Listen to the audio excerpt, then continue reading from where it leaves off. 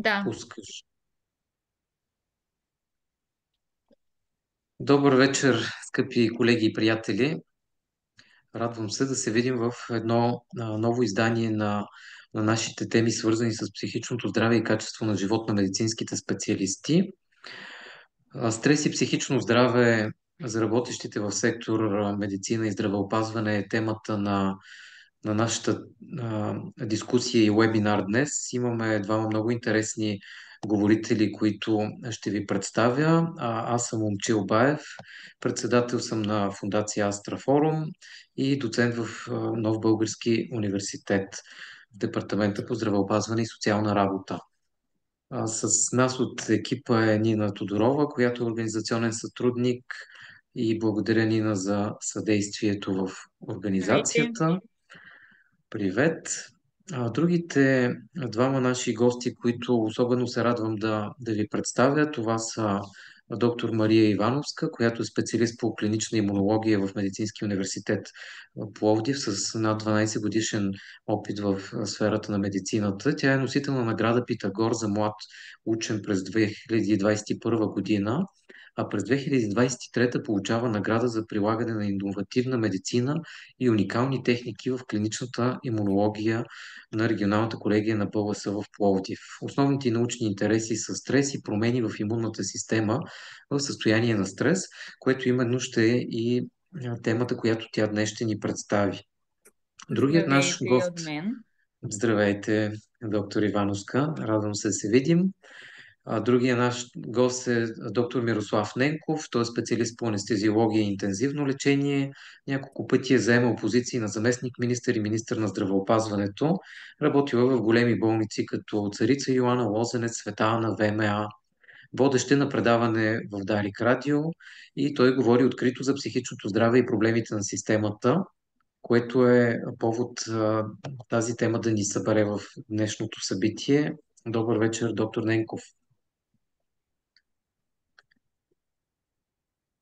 Добър вечер на всички. Много се радвам, че отделихте време за това събитие.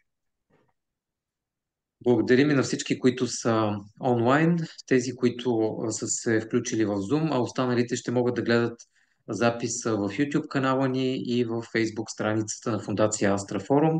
Тази програма за подкрепа на медицински специалисти и психично здраве се осъществява с подкрепата на програма Фантастико за теб. Фантастико до теб.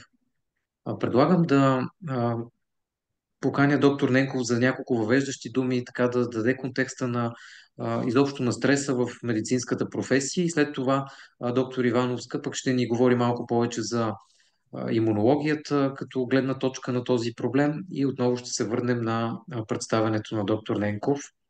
Заповядайте.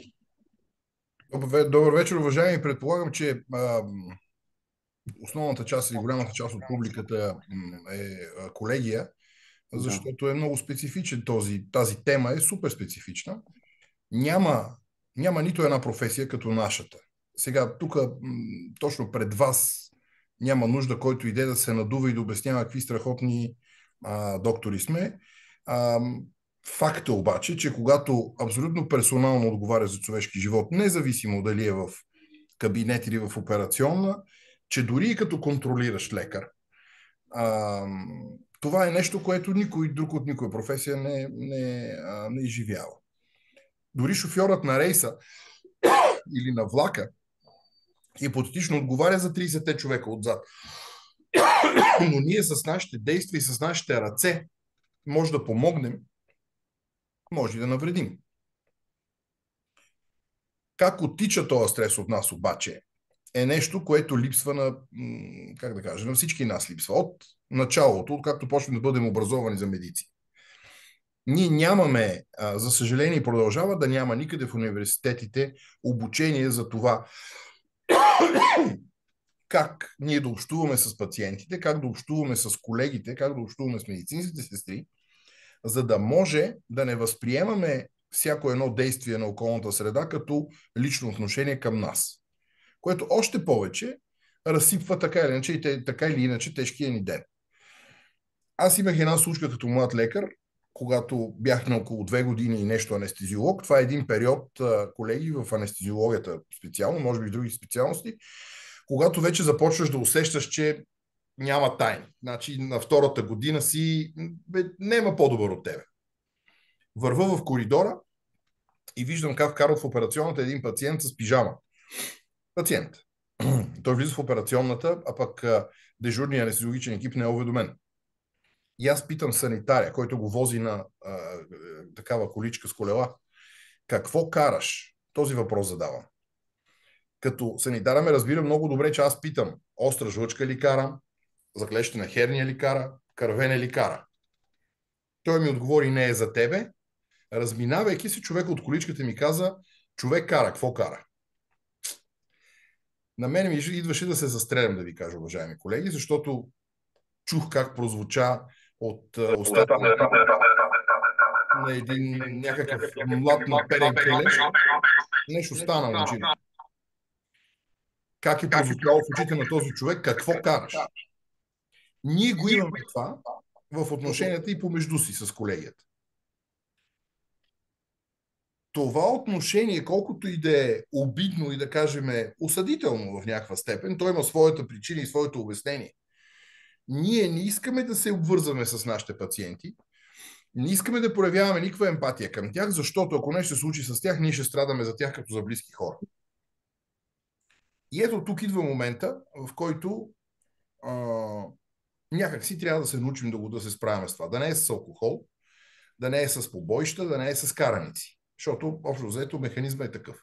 Във военна болница една прекрасна млада дама създаде нещо, което се нарича балинтова група. Това е, как да го кажем, група за взаимопомощ. Събират се колеги с еднакви, от една специалност и споделят своите, как да кажа, своите преживявания, проблеми, страдания, всякакви. Това е нещо, което става бавно. То не става от първата среща, бам, всичко е готово. Започна да работи тази балинтова група, хората ходеха с кеф, получиха се добри резултати и изведнъж един много голям полковник началник влезе с шут в тая зала и разруши цялото това нещо с една секунда с думите: бе, вие какво правите тук, един час бе работа имате, баре 10-15 минути се махайте. Това е нашето възприемане на лекарите към психологическата помощ. Ние трябва да знаем, че всъщност психологическа помощ не се търси, защото си луд или защото си имаш проблеми. Психологическата помощ се търси за подкрепа и за да можеш да се справиш с този стрес, за да може да не кажеш на някой пациент какво караш или нещо от сорта. В личен план, за мое съжаление, това го открих малко късно. Сега, това е най-хич за хвалене, може да ви разправям сега тук приказки колко отдавна съм озрял за това, не е вярно. Открих го наскоро и всъщност осъзнах, че ние лекарите имаме проблем. И този проблем е чисто комуникационен. Ние не знаем, не сме научени как да си помогнем на нас.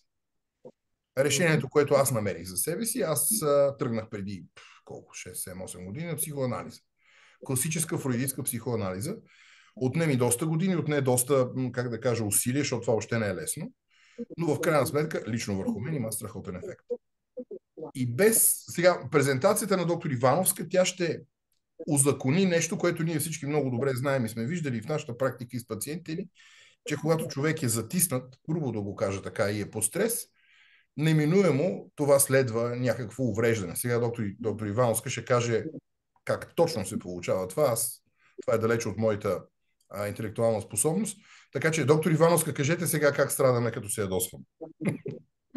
Като се ядосваме, може много отклонения да имаме в имунната система и това да даде отражение, нали, на развитие за някакви стрес-индуцирани състояния. Така че мога съответно да покажа това, което ние разработихме. Сега в момента отварям съответно самата презентация, за да видят и колегите. Надявам се да бъде интересно на всеки един. Самата тема, която ще разгледаме, е имунологична реактивност при остър и хроничен стрес, или това беше заглавието на дисертационния ми труд през 2017 година, когато с колегите от катедрата по медицинска микробиология и имунология под ръководство на професор Мурджева решихме да разработим тази концепция и да видим дали наистина всеки тип стрес, като говорим за всеки тип стрес, няма значение дали това ще е остър или хроничен, може да даде отражение някакво върху имунната система. Когато ние се срещаме с каквото и да е животно, като в случая на тази снимка, надявам се, че добре виждате, и то се приближава много наблизо до нас, винаги в отговор организма си има една адаптационна реакция, така наречена газ синдром, която за първи път е описана от Хан Селие, който се води баща на теорията за стреса. Този адаптационен синдром включва така също известния борба или бягство синдром, fight or flight. И всъщност ние, когато се опитваме и по принцип да броим, ако някой от вас сега се опита да брои от 9926 назад и аз непрекъснато ви прекъсвам, това ще доведе до активиране на тази реакция. Тази реакция, новите, сега само да махна съответно, не знам защо не мога да ги махна. Ето, готово, за да може да виждате точно. Сега, самата реакция, която преди се описваше като fight or flight, вече има нови термини, които се използват. От няколко години психотерапевта, който е Пит Уокър, въвежда, освен fight-flight, въвежда и замръзването или freeze response и съответно fawn response. Какво означава това? Ние, когато имаме някаква стресова реакция, освен че адаптационния синдром в качество на борба или бягство ще се включи, може да имаме и състояние, в което направо замръзваме. Тази реакция съответно е много често срещана при остра реакция стресова към всеки един различен стресор. Докато phone response е четвъртото F в описанието на Пит Уокър, този тип отговор се случва, за съжаление, когато сме в състояние на хроничен стрес. Всъщност, този момент, когато ни се случва четвъртия етап на F или phone response, ние нямаме възможност да кажем, даже буквално изчезват думите, да кажем онова, което чувстваме. Затова всяка една реакция, която е тип остър или хроничен стрес, тя задейства множество промени в организма. Мислите ни, съответно, те ще доведат до един дистрес, който основно ние ще разглеждаме нататък в самата презентация. Включването на fight or flight, съответно с freeze and fawn response и вече промени, които може да ги имаме на клетъчно ниво. И този един кръг непрекъснато се повтаря. Тоест нямаме стоп, ако продължава една реакция под въздействие на какъвто и да е стресор. Ще говорим малко за психоневроимунология, защото тя е много интересна като поддисциплина в имунологията. Това е термин, който всъщност има минало, настояще и бъдеще и тя се развива като тип дисциплина през 1980 година, когато бащата на тази психоневроендокриноимунология започва да използва самия термин. Това е Роберт Адер. Той тогава въвежда самия термин като психоневроимунология, където описва естеството на взаимодействията между мозъка и имунната система. По-късно, през 1993 година, Адер отново въвежда и термина ендокриноимунология, за да може да обясни взаимодействията между имунната система, нервната, ендокринната и, разбира се, двупосочния механизъм, в който да въздейства имунитета върху тези системи. Каква е всъщност връзката между психоневроимунология и стреса? Ако говорим за точно определение, стреса всъщност представлява всяко едно психофизиологично състояние и то се появява, когато има нарушаване на равновесието или на хомеостазата. Бащата на теорията за стреса, Хан Селие, той казва, че има два типа на стрес. Еострес и дистрес. Еостреса е добрия стрес или така наречения положителен, който след малко ще говорим за него, докато дистреса е този, който ни разболява, ако може да кажем, или негативен стрес. Адаптационният синдром го видяхте, че той е представен от тези 4F, но Хан Селие още през 1975 година го посочва като синдром, който има 3 етапа. Етап на алармена реакция, етап на резистентност или етап на изчерпване и възстановяване. Дали ще достигнем до 3-ти етап, зависи много от втория етап. Дали ние ще имаме съпротива на стресовия фактор, който довежда до промените в организма или не. Всички освобождаващи се невротрансмитери, невропептиди, хормони, цитокини, те са тези, които медират тези взаимодействия между централната нервна система и имунната система. Какво става с психоневроендокринологията днес? Знае се, че освен описаните тогава системи, които са въздействали и се активират по време на един стресор, няма значение наистина дали стресора е химичен, физичен, психоемоционален, всичко се задейства по един и същ механизъм, а именно най-често се активира хипоталамус, хипофизо, надбъбречната ос, хипоталамуса с отделяне на кортикотропин релизин хормон, който задейства на хипофизата, да се отделя адренокортикотропин, който ще задейства отделяне от надбъбреците на глюкокортикоиди на по-късен етап, норадреналин и адреналин. И оттам те да задействат и да се свържат с рецепторите, които са на лице върху клетките на имунната система. Може някои от вас се сещат за клетките на имунната система, изучавани още в биологията. Това са клетки, които могат да са клетки от вродената имунна система и клетки от придобитата. НК клетките са тези, които са вродената имунна система, докато Т и Б клетките са от придобития имунитет. Заедно с моноцитите, НК клетките, може да кажем, че са основните играчи в вродената имунна защита. Така че взаимодействията и действието на стресора върху всички тези системи, а не само върху хипоталамо-хипофизарно надбъбречната, а също и хипоталамо-хипофизарно-гонадна, като и щитовидната ос, или пък активиране на симпатикуса по време на една стресова реакция, всичко довежда до един и същ ефект. Важното е да знаете, че когато имаме един стресор, освен бързата тази реакция с освобождаване и ускоряване, дето се казва, на сърдечната честота, активиране на освобождаване на норадреналин и адреналин, може да имаме и тази по-късна или по-бавна реакция на организма, която означава продукция на по-голямо количество на кортизол, като от 10-та минута от въздействието на стресора върху организма, ние имаме вече секреция на кортизол, докато на 30-та минута от въздействието на един стресор е в самия пик отделянето на кортизола. Но дали мозъка има собствена имунна система? Това е много интересно нещо от гледна точка на имунологията, понеже се знае, че голяма част от клетките в имунната система, в мозъка, те всъщност произлизат от имунни клетки. Знае се, че периваскуларните макрофаги са една част от клетки, които са с костно-мозъчен произход, микроглиалните клетки съответно, и има клетки в мозъка, които могат да играят роля на антиген представящи клетки, за да може да освобождават и да провъзпалителни цитокини само когато са активирани. Така че на база на това, което вече знаем в днешно време, че има клетки в мозъка, които всъщност произлизат от такъв тип клетки с костно-мозъчен произход, може да се каже, че имунната система се счита като тип периферен рецепторен орган. Всички тези цитокини, които ги споменах, които могат да бъдат отделяни по време на някаква реакция или нарушаване на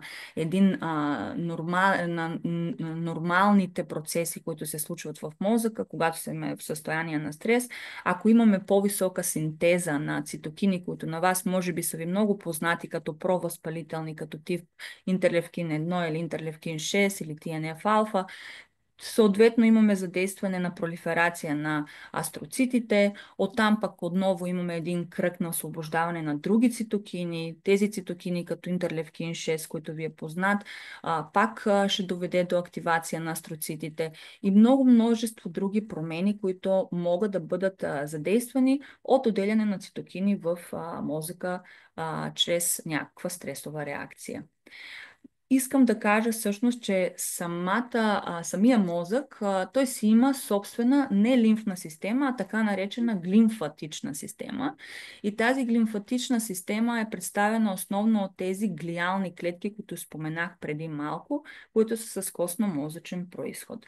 Тя ни помага да очистваме отпадъчните продукти по време на сън. Даже е доказано, че тя е най-често активна, разбираемо, докато спим, и необходимо необходимо за очистване на тези отпадни продукти от глимфатичната система е от 6 до 8 часа.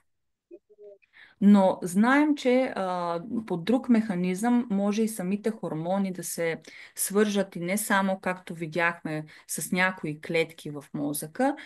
Това нещо става независимо от това дали това са клетки с костно-мозъчен произход в мозъка, но също и дали са това чисти имунни клетки, които ги намираме в имунната система.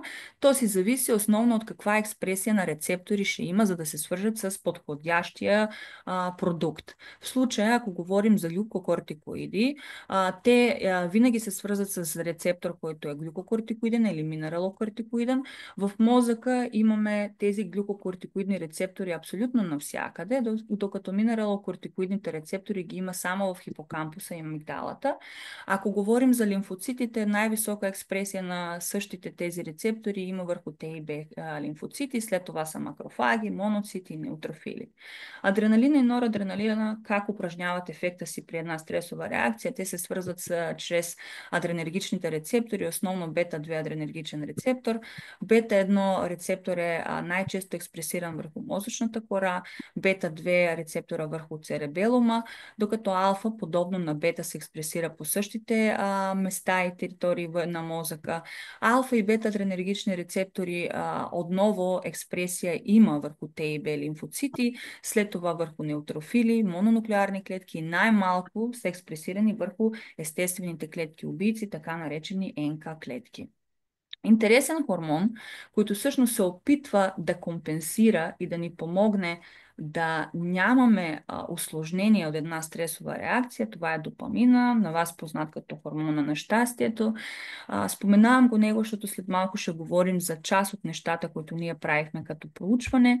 Той отново трябва да се свържи с допаминергични рецептори, които по принцип се експресират по фронталния лоб, мозъчната кора, субстанция нигра, амигдалата и други структури. Най-висока експресия имаме на D1 рецепторите. Те се експресират и върху клетките на имунната система, като моноцити, Т-лимфоцити, неутрофили, еозинофили, но най-висока експресия имат Б клетките и НК клетките на същите тези рецептори. Когато имаме промяна от някакъв стресор, дали това е вътрешна или външна причина, за да имаме такава промена и нарушение на хомеостазата, дали това ще е от неподходящи емоции, мисли, поведения, всичко това може да доведе до стрес-индуцирани състояния, като болка, депресия, липса на развитие, именно и даже и висцерални физиологични промени и да имаме развитие на заболяване, което не искаме да се случва в днешно време.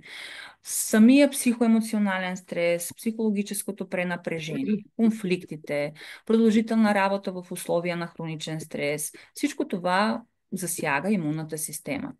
Затова ние си зададахме тогава за задача да разберем кой имунологичен маркер от всички, които знаем, е диагностичен и прогностичен маркер, който може да обещаваш в изследването на стрес-индуцираните разстройства. И дали това ще бъде имуносупресията, която знаем, че когато сме в състояние на стрес, винаги имаме тип паднал ни имунитета, както казват хората, или ще имаме някакъв дисбаланс в някои протеинови компоненти, или пък всичко се дължи на една генетична предиспозиция, как ние бихме реагирали в състояние на стрес. Затова ние изследвахме 3 групи на хора. 81 участник бяха включени в проучването.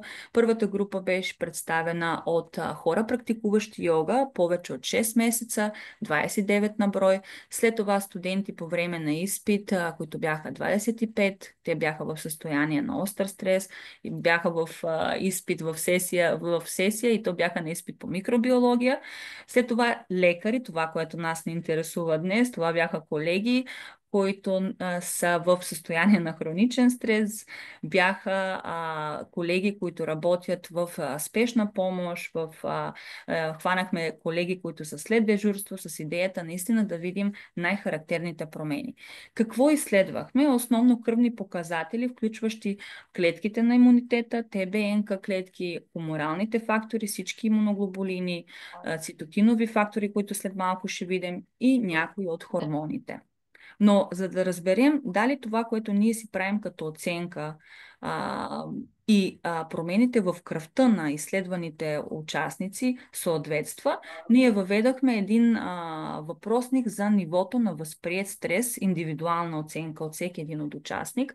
И интересното е, че голяма част от тези, които се оцениха с високо състояние на стрес и резистентност към стреса, всъщност бяха хора, които показват по-ниски точки.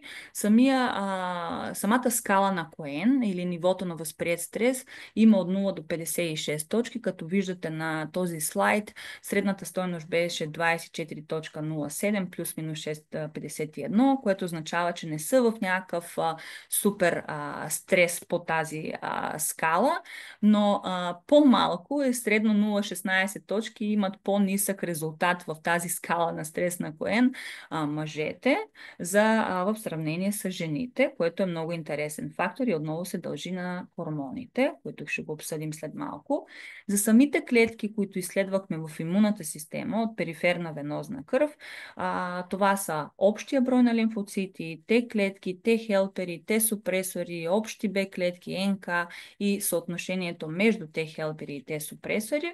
Какво установихме? На тази диаграма се вижда, че при съпоставка на трите групи, йогините отбелязани в черно, студентите, които са в сив цвят и лекарите в бяло, виждаме, че статистически значими промени и намалени стойности установяваме за абсолютен брой на лимфоцити при лекарите, за общите Т клетки отново при лекарите, за Т хелперните клетки отново при лекарите и за естествените клетки убийци отново при лекарите. Това, което направихме отново в изследването, беше да изследваме и хуморалните фактори. Хуморалните фактори на имунната система, това са диаграми, само искам да покажа диаграми, които направихме за разпределението на клетките в имунитета, на студентите, на лекарите, на йогините, но какво показват протеиновите компоненти или хуморалния имунитет? Всички сте чували за имуноглобулин Ж, М, А, ние ги следвахме тях с идеята да видим те как са променени в състояние на остър, хроничен и тези, които избрахме като контролна група в случая, хора практикуващи йога с идея, че при тях имаме най-балансиран имунитет. Установяваме, че при хората, практикуващи йога, има увеличени концентрации на имуноглобулин А, който се счита за фактор, който е част от лигавичния имунитет.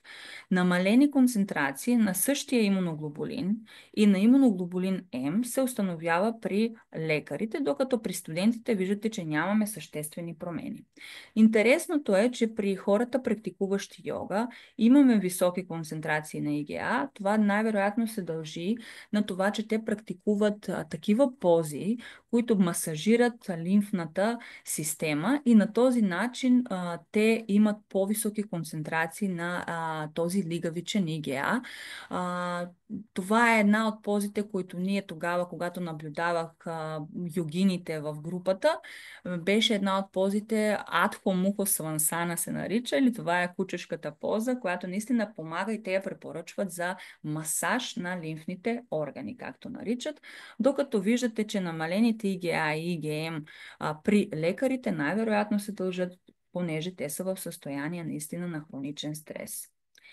Другата група на показатели от кръвта, които изследвахме, споменах за цитокините. Цитокините, един от цитокините, които установихме да има такава статистическа значима разлика, това е именно интерлевкин 6. Вие сте го чували, много често се изследваше по време на пандемията. Той е провъзпалителен цитокин, но той няма само такава роля. Виждате, че в сравнението на трите групи, които сме изследвали, най-високи стойности установяваме при хората, практикуващи йога или така наречените йогини. Защо е така? Защото той, освен провъзпалителен цитокин, медиатор или хормон, както ние обичаме да ги наричаме тези цитокини, той представлява и миокин. Той се освобождава и в състояние на физически стрес, да кажем, практикуване на каквото и да е като спорт. В случая за това при йогите установяваме по-високи концентрации, защото името му даже в някои учебници го наричат и миокин, а не чист провъзпалителен цитокин. Изследвахме също и дехидроепиандростендион от кръвта на участниците. Установихме, че отново при практикуващите йога имаме по-високи концентрации в сравнение с студентите и с лекарите. Защо е това така? Този хормон е стероиден прекурсор и много интересен показател, защото има данни, показващи, че може да се използва като маркер на дълголетието и на младостта. И затова именно най-вероятно при самите практикуващи йога, виждате колко е над студентите и над лекарите. При лекарите, за съжаление, в състояние на хроничен стрес, изобщо много е намален. Следващия параметър, който ние включихме, или като обобщение това, което казах за дехидроепиандростендион, ако може да го използваме, бихме го използвали само като маркер за младост или бавно старение. Най-важните, поне от наша гледна точка, бяха кортизола и норадреналина, които видяхте, че са основните играчи в една стресова реакция. Когато сравнихме кортизола като тип серумен кортизол между трите групи, се установяват най-високи концентрации при студентите. И кортизола като тип серумен кортизол, той има обратна корелация, това е представено на диаграмата. Колко по-високи концентрации, както виждаме при студентите, имаме на кортизол, толкова по-ниски концентрации трябва да установим на норадреналина. Това го установихме и в нашето проучване. Но беше ни любопитно да разберем каква е и връзката помежду хормона на щастието, допамина, норадреналина и как те въздействат върху самите имунни клетки, каква е корелацията там. Установяваме, че допамина е по-висок в сравнение с йогините и студентите при лекарите, и то е статистически значимо. P-value виждате колко имаме, 0,001. Защо е така? Малко, това е хормон на щастието, не би трябвало да е по-висок, но има в литературата се посочва, че когато имаме стресова реакция, която много дълго време продължава, ако трябва да говорим за хроничен стрес като дефиниция, би трябвало да кажем, че това е стресово състояние, което продължава повече от 6 месеца и там вече имате един и същ стресов фактор да се повтаря нон-стоп. Така че, когато имаме хроничен стрес, най-вероятно допамина се опитва компенсаторно да помогне да се включи онази допаминова система и да нямаме стрес-индуцирани състояния след действието на този стресов фактор. Най-вероятно за това имаме увеличение на самия допамин. Вие видяхте в предишните слайдове, показах колко множество различни рецептори имаме за свързване с допамин. Друго нещо, което изследвахме, за да разберем какво става на клетъчно ниво, е много нашумналия последно време. Виждам, че много хора започнаха да го изследват като маркер на оксидативен стрес. Това е 8-хидрокси-2-дезоксигванозин. Този маркер, за съжаление, при съпоставка между трите групи, той е основно висок при лекарите. Съответно, самия маркер, който ние изследвахме, искахме да разберем дали всички тези промени, които настъпват при хората, които изследвахме, лекарите, студентите, йогините, са свързани с някаква генетична предиспозиция, но понеже нямахме достатъчно средство, за да продължим и да направим абсолютно изследване на 81 участник, направихме едно пилотно проучване, включващо, както виждате на тази диаграма, само 27 участника. От тези 27 участника искахме да разберем дали имат някакъв генетичен полиморфизъм на гама-аминомаслената киселина алфа-6 субединицата, защото в литературата тогава, през този период, много излизаха данни, че в зависимост от това ние какъв тип полиморфизъм точно на тази молекула имаме, така реагираме в състояние на стрес. Може да имаме генетично така възложена предиспозиция да нашата хипоталамо-хипофизна надбъбречна ос да е супер свърхактивирана, което изтощава и наистина няма да имаме адекватен отговор и се достига винаги до изчерпване, последната фаза, която Селия говори. Така че какво установихме, когато изследвахме този ген, кодиращ GABRA6, както се нарича? Виждате, че преобладава в 85% от изследваните, именно 23 от участниците, има един полиморфизъм, който се нарича T1521C. Този полиморфизъм, в сравнение с литературни данни, е точно този, който показва, че имаме висока реактивност на хипоталамо-хипофизна надбъбречната ос. Мога да кажа, че в 70% от тези 85%, които са изследвани, 23, това се установи в групата на лекарите в състояние на хроничен стрес. Така че, за съжаление, може да има и такава генетична предиспозиция да не знаем как да се справим с тази стресова реакция, просто казано. Един човек от изследваните е с ТТ полиморфизъм, който не е свързан с генетична предразположеност да реагираме по-бурно, да кажем, в състояние на стрес. И 11% от изследваните имаха ЦЦ полиморфизъм, отново не свързан с свръхактивация на хипоталамо-хипофизно надбъбречната ос. Обобщение от нашето проучване е, че всъщност ние, когато имаме стресова реакция и най-често в състояние на хроничен стрес, предложихме един модел. Този модел означава, че може да включим един въпросник, който е наклоен, за да може всеки участник да си направи самостоятелна оценка дали е в състояние на стрес или не, но от кръвта е хубаво да се изследват кортизол, норадреналин, дехидроепиандростендион, допамин, 8-хидрокси-2-дезоксигванозин, от хуморалния имунитет, серумен имуноглобулин А и М, защото те бяха основно променени, както видяхте в предишните слайдове, и от клетките на имунната система бихме препоръчали да се изследват абсолютен брой на лимфоцити, имунокомпетентните Т клетки, Т хелперите и НК клетките. Защо? Защото отбелязали сме с съответно акют стрес и хроник стрес промените. Виждате при кортизол, това, което ние установихме, високия кортизол би бил висок, когато говорим за остър стрес, съответно говорим за хроничен стрес, когато той е намален, защото той е обратно пропорционален в случая с норадреналин, дехидроепиандростенион, той ще е намален при остър стрес, а многократно намален при хроничен стрес, 8-хидроксидезоксигванозин, той ще е увеличен при остър и многократно увеличен при хроничен стрес, за съжаление. При хуморалните фактори, серумен имуноглобулин А, той може да е увеличен или без промяна при остър, докато намален при хроничен. Серумен имуноглобулин М може да е увеличен или без промяна при остър, но намален при хроничен, както го видяхме в групата на лекари, които са в състояние на хроничен стрес, и клетките на имунитета, това, което най-много ни интересуваше нас, увеличаване на общия брой на всички лимфоцити ще имаме при остър, намален брой при хроничен, имунокомпетентните Т клетки увеличени при остър, намалени при хроничен, Т хелперите също и НК клетките по същия начин.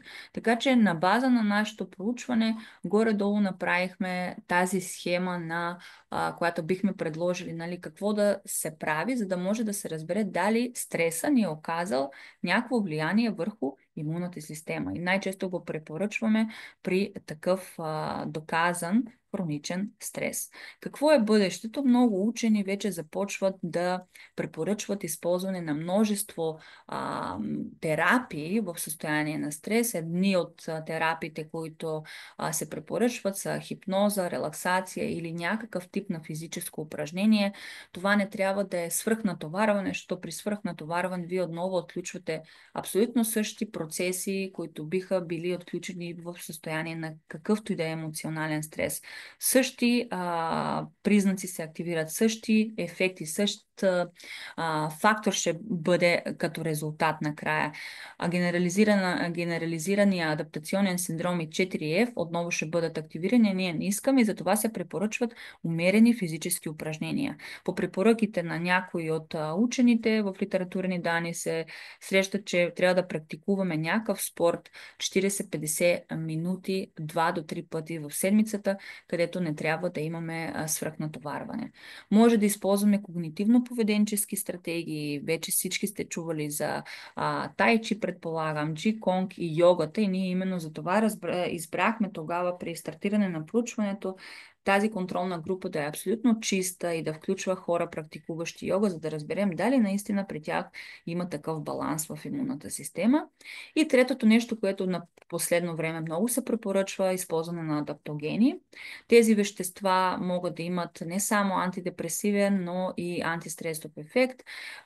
Ние към това проучване бяхме направили едно проучване, което е на животински модел, но това е може би тема за друг вебинар, ако искате да говорим повече за стрес-индуцираните разстройства. И наистина там се установи, че най-добър ефект има от приложение на адаптоген тип Rhodiola rosea или куркумата, които оказаха много добро повлияване на плъхчетата, които тествахме заедно с доцент Василева от фармацевтичният факултет тогава, в това време, 2017 година. И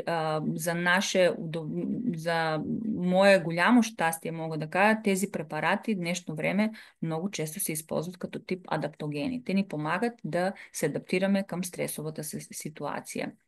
Диагностиката на стреса е много сложна, много трудно може да диференцираме дали е остър, хроничен на база на тези промени на клетките, защото ние в имунология такива сходни промени имаме при много различни заболявания, но това, което учените се опитват да въведат в бъдеще, да се използват допълнителни маркери на деление, които биха могли да се увеличават при хроничен стрес или да имаме намаление на някои маркери на синтез при хроничен стрес, да се използва повече метаболомиката като тип Мудомикс, като тип специалност, която вече е заложена и много в Европа се прави с помощта на метаболити, които се освобождават при една стресова ситуация, и това би могло да помогне в диагностиката на тревожни и депресивни разстройства, да се изследва допълнително като маркер, който независимо, че е един еозинофилен фактор, той може да помогне в диагностиката на стрес-индуцирани разстройства, а именно еотаксин,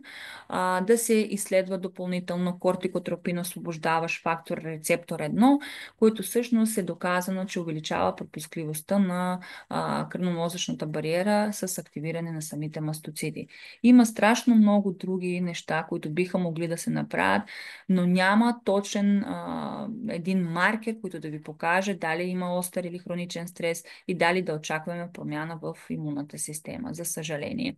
Това беше преди, мисля, че 1 година бях срещнала този уред на Българското Черноморие и затова направих снимка и го сложих тук, защото ми беше много интересно как да си проверим емоционалното си състояние, като поставим монета от 50 стотинки, поставяме ръката и след това ти показва как си, дали имаш състояние на стрес или не, но вече виждате и знаете, че часовниците ни могат даже и това да го правят и ни дават допълнителна информация, когато сме в състояние на стрес, с това, че ни дават съвет да регулираме начина си на дишане, което отново се връщаме до медитативните техники. И като последен слайд бих искала да кажа, това е бащата на теорията за стреса, Хан Селие. Наистина is not stress that kills us, but is our reaction to it. Както го е казал той, най-важното при една стресова ситуация, каквато и да е тя, дали емоционална, физичен или друг тип стрес, важно е как реагираме и как сме генетично имаме каква предиспозиция, за да може да се справим. А ако имаме някаква предиспозиция да не се справяме добре, тогава вече да използваме когнитивно-поведенчески техники за справяне с такива неблагоприятни състояния. Благодаря ви много за вниманието и очаквам въпроси, ако има. Благодаря, доктор Ивановска. Наистина много интересни неща ни показахте. В мен напират много мисли и въпроси и коментари по темата, но по-ми е важно да чуем доктор Ненков така за рефлексия, пък и за да сподели своето мнение, да свърже тази теория в лаборатория създадена като изследване, да я свържи с практиката и с някои от нещата, които споменава в въвеждащите думи. Доктор Ненков. Тока презентация, доктор Ивановска, много яко. Аз обаче намирам един пропуск да ви кажа, доктор Ивановска. В тежката група, стресовата, докторската, те изследвали каква част от колегите употребяват системно алкохол.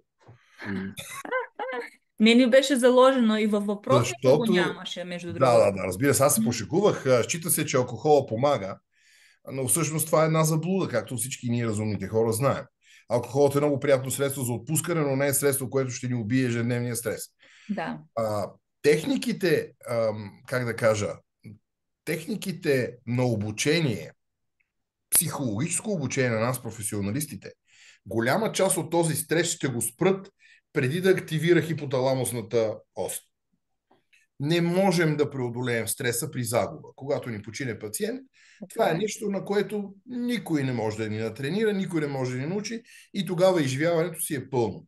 Но, когато пациента се озъби, употреби неприлични думи или нещо подобно стане с колега, когато ние сме подготвени и знаем защо това става. Знаем, че пациентът е стресиран и уплашен. Знаем, че колегата не е кофти човек. Той просто е депресивен, защото жена го е напуснала. Или е хванал, не дай си Боже. Да. Тогава няма да му реагираме по същия начин. Няма да активираме тази ос, за да се разтресем от кортикостероидите или от адреналин и норадреналина. Но това е нещо, което отнема много време и усилия. Отново казвам нещо, което не говори добре за нашата гилдия, но това сме ние на този етап. Ние лекарите гледаме на психолозите малко като на магьосници. Малко като на хора, дето се занимават с нещо, дето трябва само малко по-корав да съм и ще се оправя. Няма такъв вариант. Когато хроничният стрес активира депресивните процеси у нас, няма корави. Когато се развихри депресията, няма корави. Тогава има приятели, тогава има близки, тогава има специалисти, които да ни помогнат. Да. Ходенето, търсенето на психологическа помощ не е в никакъв случай проява на слабост, защото това пък е една друга наша лекарска легенда, защото ние лекарите сме божества. Ние работим наистина божествена професия. Не сме божества, но се възприемем по този начин. Не може божеството да декларира слабост. Не може да декларира божеството несправен и да търси помощ. Хората идват при нас да търсят помощ, как така ние ще търсим помощ. Всеки един от нас, вероятно, колеги, е чувал, да бе, вие лекарите и вие се разболявате. Да, както се разболяваме от грип, както се разболяваме от трипер, така се разболяваме от стрес. Презентацията на доктор Ивановска беше жестока. Имунните процеси, те не знаят дали сме лекари, те не знаят колко сме гениални, колко сме печени, колко сме готини. Това са биологични процедури. Там съм. Не чух, Ивелина, прощавайте. Та идеята ми е, няма нищо лошо да потърсим помощ, да потърсим подкрепа, а пък най-младите колеги, те биха могли, има къде, мисля, че вие правите в Нов български университет обучение на млади и начинаещи колеги, аз също много искам да правя такова нещо, за това да разберат, че кофтия пациент не е кофти пациент, защото е тапак. Не е кофти пациент, защото е някакъв там маймун. Кофтия пациент е кофти пациент, защото го е страх. Защото е оплашен и защото не знае какво да направи. И когато кофтия пациент срещне кофтито отношение на доктора, неговата абсолютно човешка, ще да кажа първобитна, но да, тя е първобитна реакция, да бъде и то агресивен. Тази агресия, ние като професионалисти би трябвало ние да я копираме, а не да й се поддаваме и да стават грозни неща. Разбира се, просташката физическа активност на някои хора, които, как да кажа, малтретират медицински персонал, това е абсолютно друга бира, за това още не говорим.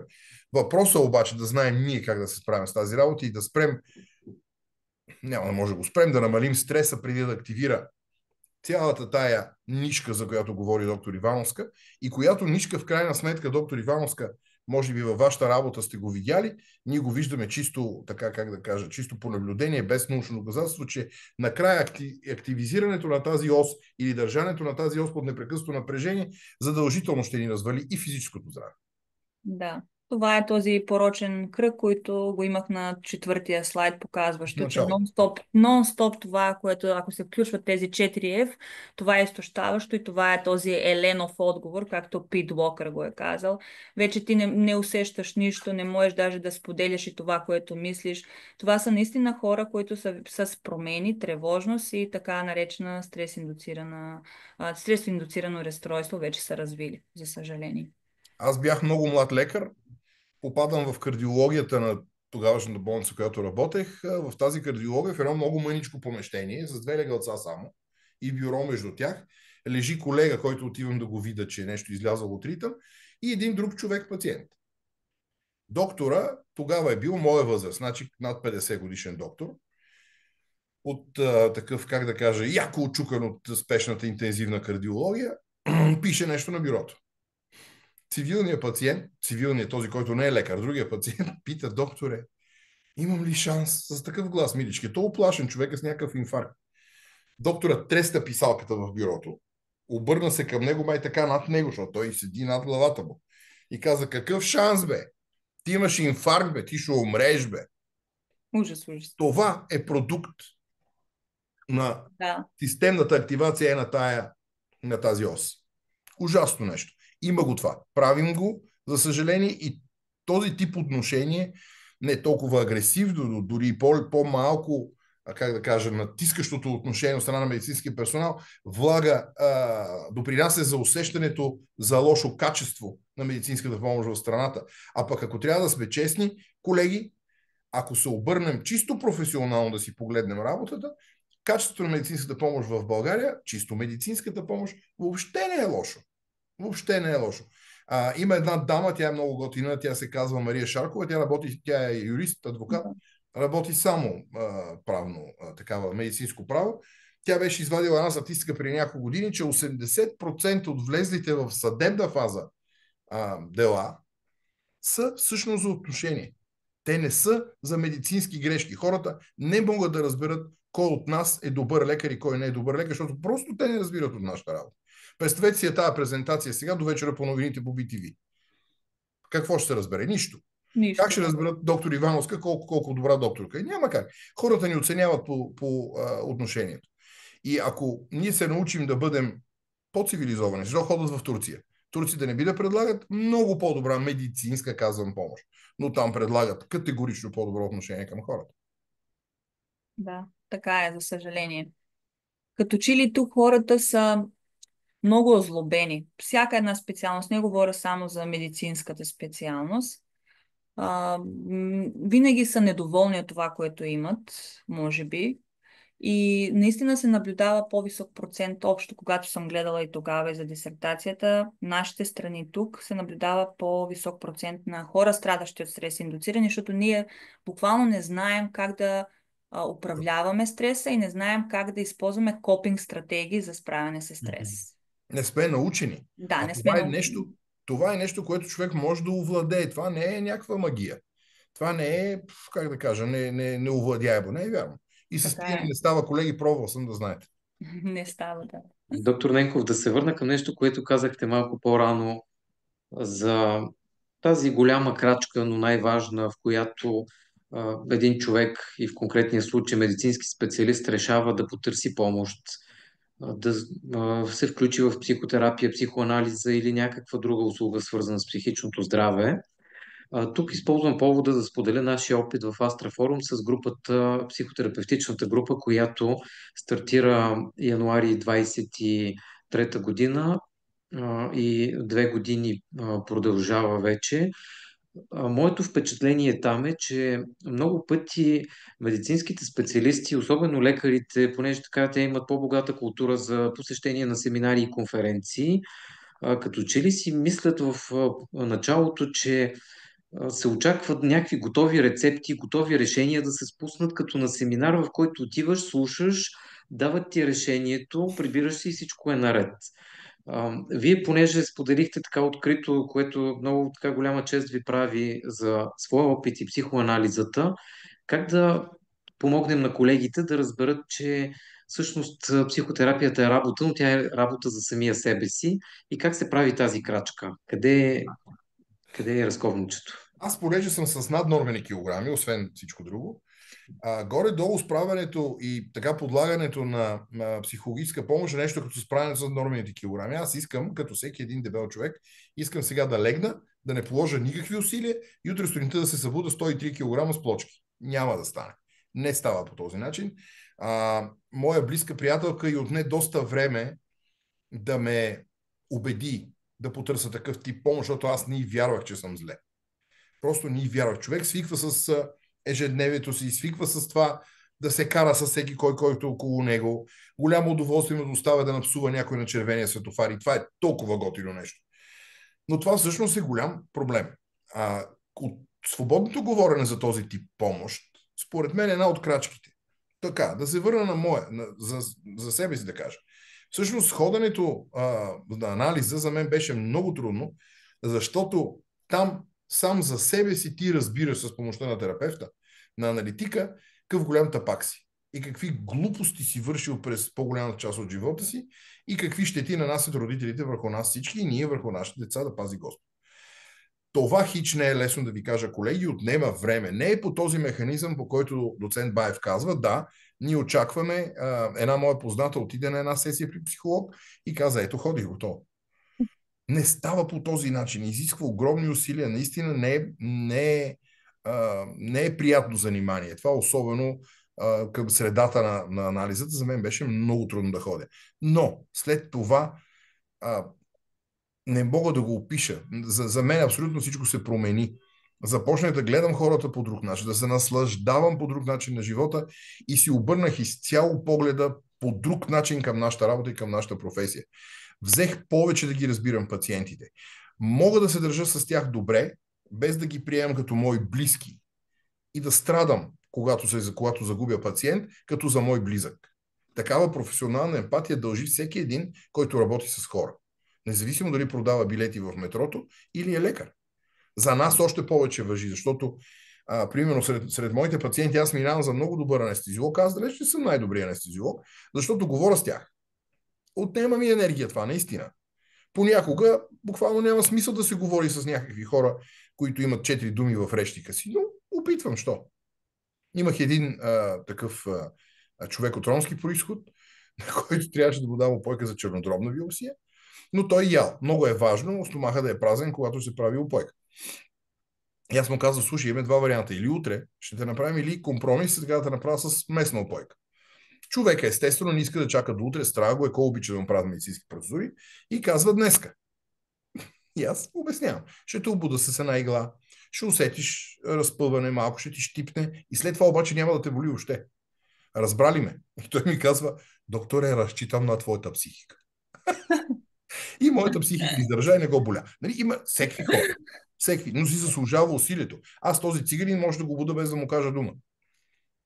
Без да му кажа дума. Само, че не е готино, така не е редно. Така е, да. Адски много съжалявам, но не мога да остана до края. Да. Предвид на това, че трябва да превозвам деца напред-назад. Уважаеми колеги, прощавайте, но ще напусна преди да свърши вебинара. Много съжалявам, че го правя това и благодаря много, че отделихте така от времето си в четвъртък вечер за нас, за прекрасната презентация на доктор Ивановска. Благодаря, доктор Ненков. Чао, Наистина приятна близо вечер. 70 души ни гледат. Ще повторим с вас отново. С удоволствие. И ще го Добре. планирам аз по-добре, за да не се излагам по този начин. Добре, и ще имаме повече възможност за дискусия с аудиторията тогава. С удоволствие. Чао! Благодаря, чао, доктор Ненков. Сега да погледнем към въпросите в чата, които пристигат. Имаме един въпрос, който казва: смятате ли, че наличието на психолог в болниците, който да е отговорен само за персонала, би решил част от проблема с натрупването на стреса? То Доктор трябва да е Иванов, задължително. Поне аз знам, че в голяма част от болниците го има това нещо. Сега, колко е промотирано и дали знаем за това нещо, това е друг въпрос. то Има и по-скоро такива... може би има психолози, но не са специфично отделени за персонала, според мен. Точно така, да. Не, Има в някои болници, доколкото знам, има за работа с персонала. Не такива, които може да отидем при колегите, нали, да Да. поискаме. Такива има, разбира се. Но знам за някои болници в България, сега не мога да кажа кои бяха, мисля, че 2 или 3 болници, за съжаление само, има възможност, когато си лекар, какъвто и да се възползваш от тази услуга, в тази програма да се включиш и да ходиш на такива индивидуални консултации. Това, което правихме с вас, нали, то беше 24-та година май, когато се срещнахме в София и тогава колегите, голяма част от софиянци имат възможност да се възползват. Вече това е друг тип програма, която вие промотирахте през фондацията за помощ на специалисти, психологическа подкрепа. Това е също чудесен вариант. Но не знам, това трябва да бъде по-скоро променено не само на ниво една болница, но Министерството трябва да се задейства за този проблем. Мисля, че в бъдеще, предвид тенденциите, как се развива всичко толкова бързо, с такава скорост, навлизане на изкуствения интелект в нашата сфера, особено, колко ще помогне, толкова и ще имаме проблеми, според мен. И мисля, че би било чудесен вариант, ако всеки може да знае в коя болница, където работи, къде може да отиде, за да сподели, даже да е психотерапевт, психолог или какъвто и да е терапевт, който би могъл да ни помогне. В тази връзка аз имам известни наблюдения, така и от множество разговори с колеги, които работят по болниците. Чувал съм мнения, които казват, че човек не се чувства комфортно да отиде при психолога, който работи в лечебното заведение, от съображение за конфиденциалност, запазване така на тайната, да не би някой да чуе нещо, да не би шефа, работодателя да разбере. Така че това е, може би, има две страни този въпрос. Хем е хубаво да има такава подкрепа на работното място, хем пък трябва човек да се чувства сигурен, че информацията му е защитена. Гледам, че този въпрос е зададен от Светелина Миланова. Ако искате нещо да се включите в дискусията ни по тази тема, заповядайте. А през това време ще видя един от следващите въпроси. Преди 2 години предложихме в учебния план на акушерките дисциплината комуникационни умения. Акредитационната комисия отхвърли предложението, не било в сферата на медицината. Да. Вау, бих казал аз, това е доста скандално, че да не е в сферата на медицината. Вие в Пловдивския медицински университет, знам, че имате, доктор Ивановска, такива Да. теми. Споделят. Когато бях студентка, още от тогава, много в социалната медицина, където имахме, говорихме за това как се съобщават новини, нали, на пациент, как трябва да комуникираме, но не сме имали като предмет. То по-скоро беше към социалната медицина предмета. Но наистина не сме имали така отделно упражнение, само това да ни учат, и сме говорили в друг предмет, ако не се лъжа, в хигиената сме споменавали. Също за комуникация, пациент, лекар и епидемиология. Да. На тези 3 дисциплини.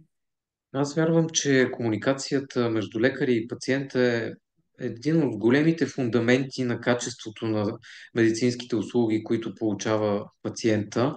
Той, доктор Ненков, го каза преди да си тръгне, че наистина пациентите оценяват медицинския специалист, дали ще е лекар, сестра, акушерка или друг, по отношението, защото пациента наистина не разбира същината на медицинската и клиничната работа.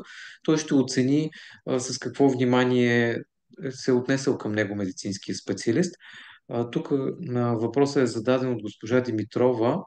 От кой медицински университет ви идва питането? Защото е любопитно. Иначе виждам, че има тук и други. Да, Да, то не е питане, по-скоро е констатация. коментар, Медицински да. университет, да. Медицински университет Варна. И най-интересното е, че не е в сферата на медицината, тъй като сестри и акушерки са в направление здравни грижи. Да.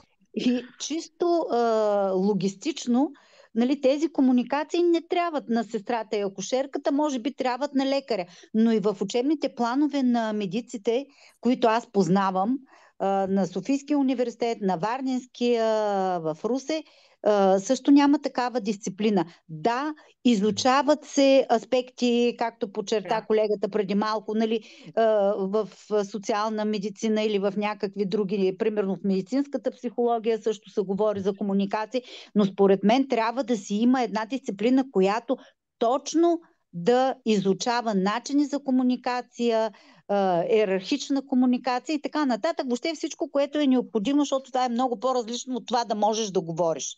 Комуникацията не е просто да можеш да говориш. Абсолютно.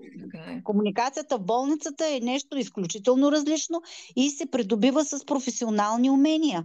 Не му е дадена свиша на човека, само защото е станал лекар или медицинска сестра, някакси да му е дадена и способността да комуникира.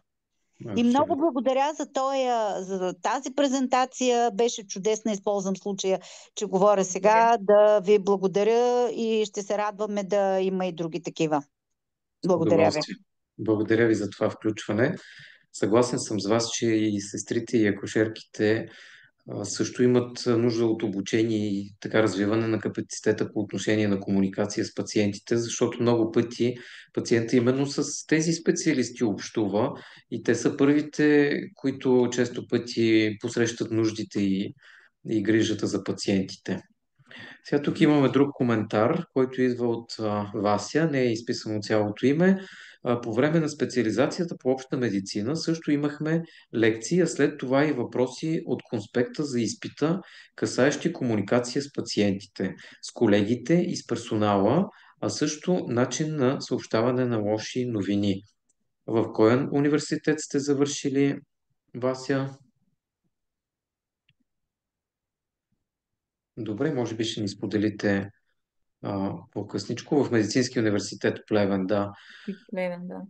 Да, и в ние обща всъщност медицина. имахме аз като се сетя сега в социална медицина, като имахме последните упражнения, там имахме нещо като клинични казуси и там трябваше всъщност да упражняваме съобщаване на новините. Но не беше, отново повтарям, тип предмет.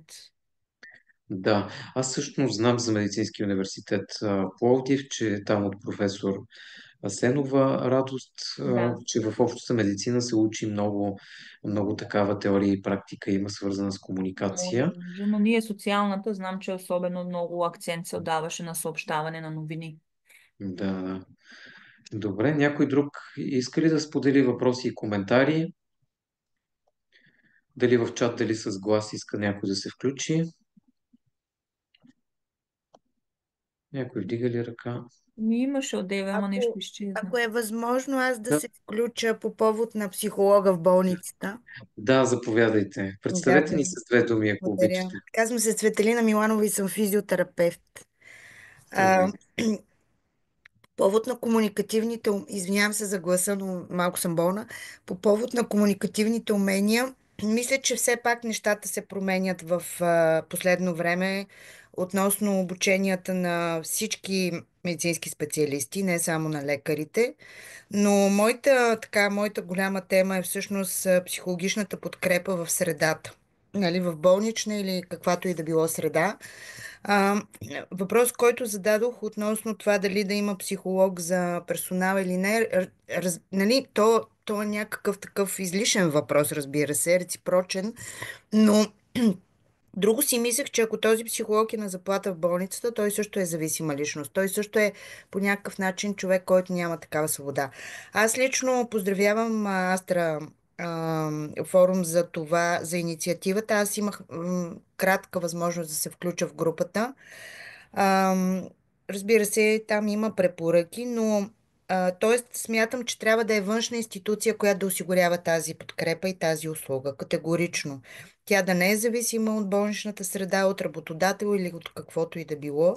Така че, ако вие имате възможност повече да развиете тая дейност, ще бъде много добре, супер. Благодаря ви много за обратната връзка. Работим в тази посока, но е доста трудно да ви споделя нашия опит с групата. Доста е трудно да се поддържа и предизвиква и първоначална мотивация за включване на лекари, сестри, акушери и други в такава терапевтична група, защото съвсем естествено, като всеки организиран процес, тя се случва с някакъв график и той е фиксиран, за да може да бъде предвидим. Тоест, веднъж или два пъти в месеца, в определен ден и в определен час, човек има ангажимент към тази група, към терапевта и към себе си. Обаче, периодично се случва така, че някой отсъства дали заради работа, дали заради лични ангажименти.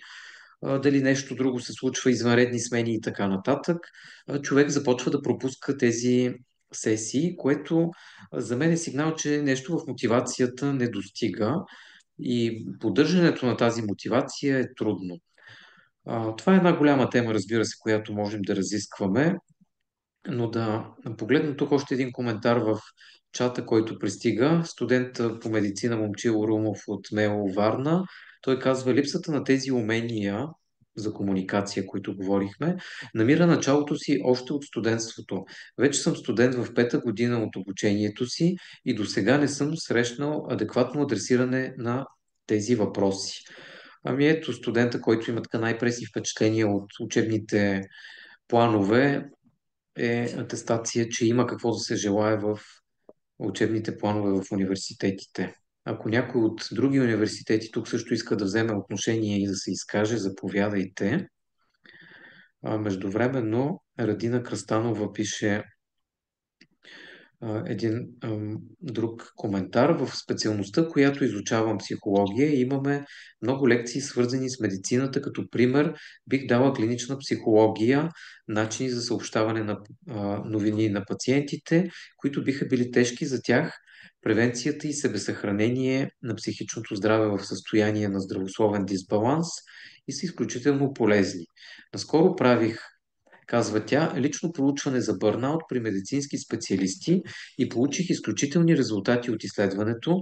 Забелязва се хроничният стрес при тях със сигурност. Ами, благодаря ви за този коментар. Наистина, че нивата на бърнаут, синдрома на професионалното прегаряне и изчерпване в медицината са много така алармиращи, особено в контекст на здравна система, на която не достига човешки ресурс. Бърнаута е една допълнителна тежест върху системата. Аз също правих такова изследване за качеството на живот и стреса сред медицинските специалисти, което скоро се надявам да може да представим.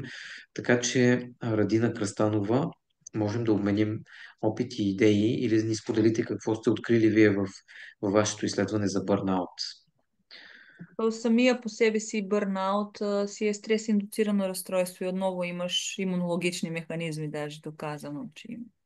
Ето така правим връзка и с тази презентация. Малко повече да ни споделите, доктор Ивановска, за бърнаут от гледна точка на имунологията, да го свържем с презентацията. Това е всъщност нали, реакция, механизъм, вече синдрома на изпепеляването или изтощението. Нали, ви показах, ако си спомняте, последния стадий, когато вече или успяваме да излезем от този порочен кръг, или оставаме там и вече затъваме. Това е фактически бърнаута. И тогава бихме имали всички онези лоши промени в имунната система, още по-висока възприемчивост към други състояния и даже развитие и на други стрес-индуцирани състояния. Самия бърнаут последни години виждам, че наистина се увеличил, особено в Европа. Млади специалисти много страдат, най-вероятно от това, че имаме високо искане от страна, да кажем, на шефовете ни и началниците. Изисква се много да си окей, като работиш на работното си място, работиш много часове, изтощаваш се от тази работа, все пак ти нямаш никаква емоционална подкрепа. И след това хората казват, аз като работя нали, по-дълго време, така като имам нощни смени, особено с тези, които бяха включени в проучването с множество нощни дежурства, казват, аз работя примерно 3-4 нощни смени за 2 седмици и изведнъж след това се разболявам. Да, то е така. И наистина се забелязва и в клетките, които ви показах, особено тези, които са за вродената имунозащита, НК клетките, Т клетките. Вие ставате по-податливи към някои инфекциозни агенти и то си е така, то си е факт. А може да си представим какво става в бърнаута, вече когато ти имаш нон-стоп едно лекостепенно възпаление, представено от някои цитокини, което вече се говори страшно много за този тип на възпаление, което е включено в множество метаболитни промени и заболявания. Така че едното води към друго. И пак се връщаме в начало, ако не знаем как да се справим. Доктор Ивановска, тук си мисля за нещо. Да. Ако не знаем как да се справим, оставаме в това. Но аз се чудя дали винаги всъщност хората, медиците, които преминават през бърнаут и други така свързани с стреса състояния, всъщност искат да се справят с това или като че ли изпитват и някакъв комфорт да стоят в този стрес? Някакво такова мазохистично изживяване, което има. Ами тогава, когато правих справка за тези неща, как се справяме с стреса, това го консултирах и с множество психиатри от нашия университет, с професор Мес, които работихме много време по отношение на стрес-индуцираните разстройства. То си зависи от тип личностна система. Тоест тип личност, психолозите да ме коригират, ако искат. Аз не се разбирам в тези неща, не съм психолог, но то си зависи наистина какъв тип човек сме. На този начин генетично заложените фактори от страна на някои рецептори и множество субединици, които помагат или не помагат в това как ще се справим с стреса, си прави една цялостна картина. Има и такива хора, които просто не искат наистина нищо да предприемат или, както каза и колегата, обичат да са си така и нямат нужда от помощ никаква. Има и такива, но за съжаление мисля, че по-голяма част от хората не, че не искат, но може би не знаят. Или се срамуват, както това сме го говорили много пъти, да кажат, че аз не се чувствам добре. Имам нужда от някаква помощ. Сега дали това е помощ от приятел, дали психолог, дали психотерапия, всичко зависи от нас, дали ще се включим или не. Но просто не трябва да се срамуваме. Ако преди и аз съм се срамувала и съм работила на 10 000 места, дето се казва, но не мога да откажа, не мога да кажа не. Важното е да слагам бариера, да казвам и не понякога и да правя за себе си неща, които са разтоварващи, за да мога да съм по-добра и за семейството, и за пациентите. Точно така. Границите са една друга голяма тема, която някой път също ще засегнем. Сега виждам тук нещо поделено от доктор Радослава Георгиева от Медицински университет Плевен. Тя казва: в момента преподавам по социална медицина и здравен мениджмънт в МЕО Плевен. Там темата за комуникацията лекар-пациент се засяга в обучението по обща медицина, етика и комуникационни умения. Те са свободно избираема дисциплина за студенти и медици в кой курс. За съжаление, най-вероятно поради натовареността на студентите, знанията, които се придобиват чрез тези дисциплини в университета, не остават толкова трайни, след като студентите завършат обучението си. Темата за бърнаут синдрома почти не се засяга пред студентите. За втори курс говорим медици, да. Да. Ами, ето да, колегата, радвам се, че споделяте.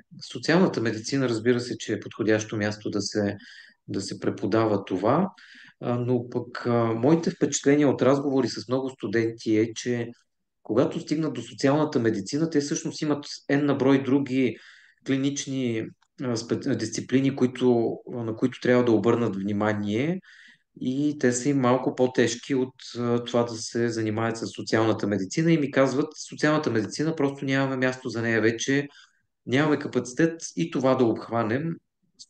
Социална медицина и хигиена обикновено така се гледат малко не с много радост от страна на студентите и остава един дефицит.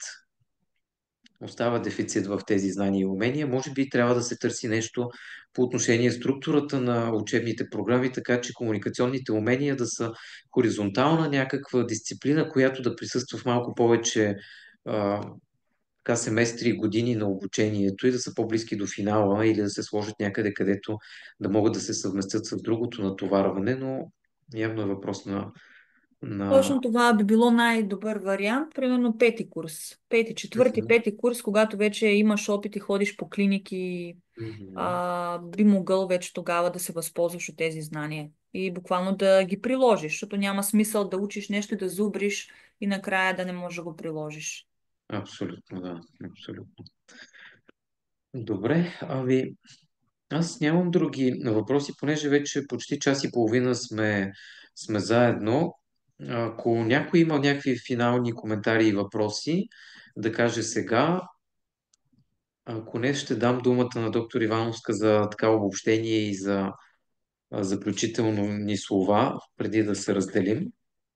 Ами аз искам да благодаря на всеки един от вас, понеже се включихте в този вебинар Опитах се най-така лесно да покажа нещата, които ние успяхме да установим през годините.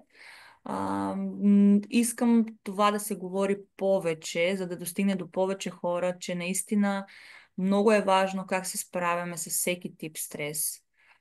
Че не е проблем и не е нещо срамно да поискаме помощ, каквато и да е тя. Защото от това зависи как ще се представим ние нали, в обществото и дали ще сме полезни за нашето семейство, за нашите пациенти и не само в кръга на медицинските специалности. Общо и като хора, виждате колко много това, което ние не го отразяваме като стрес, за нас може за един друг човек да е стресиращ фактор и отново да отключва множество промени в организма. Благодаря ви, че бяхте тук днес, независимо, че сме онлайн и надявам се да имаме възможност и друг път пак да се видим и да обсъдим повече теми.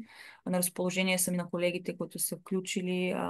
Винаги може да ме потърсят, да работим по проекти, да предоставя част от нещата, които сме правили и благодаря ви на вас за поканата.